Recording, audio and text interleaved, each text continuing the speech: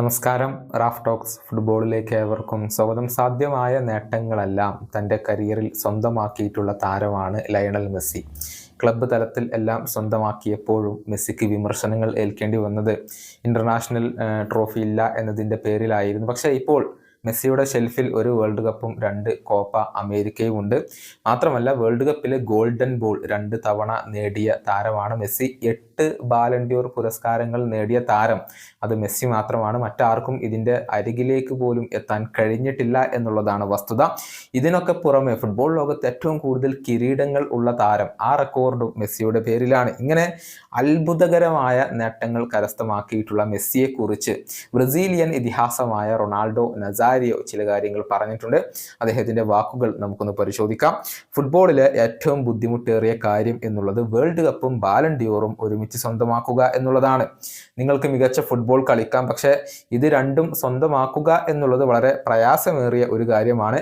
Messi ഇത് രണ്ടും സ്വന്തമാക്കി. മെസ്സിയെ കാണുമ്പോൾ ബാലൻഡിയോർ നേടുക എന്നുള്ളത് നമുക്ക് എളുപ്പമാണെന്ന് തോന്നിപ്പോകും. ഫുട്ബോൾ കൂടുതൽ ആസ്വാദ്യകരമാക്കാൻ മെസ്സിക്ക് കഴിഞ്ഞിട്ടുണ്ട്. കാരണം ഫുട്ബോൾ ഒരിക്കലും മെസ്സിക്ക് ബുദ്ധിമുട്ടുള്ള ഒന്നായിരുന്നില്ല, മറിച്ച് അതൊരു ഫണ്ണായിരുന്നു. മെസ്സിയും മറ്റു താരങ്ങളും തമ്മിലുള്ള വ്യത്യാസം ഇതാണ്.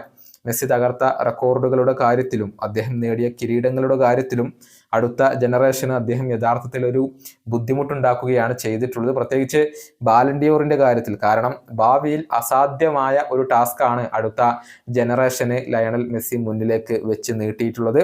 മെസ്സി ഉണ്ടാക്കിയ സ്റ്റാറ്റസിൻ്റെ അരികിൽ പോലും എത്താൻ ഭാവിയിൽ മറ്റുള്ളവർക്ക് കഴിയുമെന്ന് ഞാൻ കരുതുന്നില്ല. ഇതാണ് ബ്രസീലിയൻ ഇതിഹാസമായ റൊണാൾഡോ നസാരിയോ ഇപ്പോൾ പറഞ്ഞിട്ടുള്ളത്.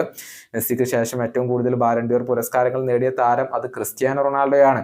5 തവണയാണ് അദ്ദേഹം നേടിയിട്ടുള്ളത്.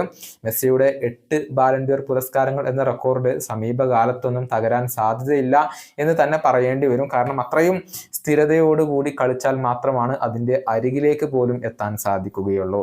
ഈ വീഡിയോയുടെ അവസാനിപ്പിക്കുന്നു. വീണ്ടും കാണാം.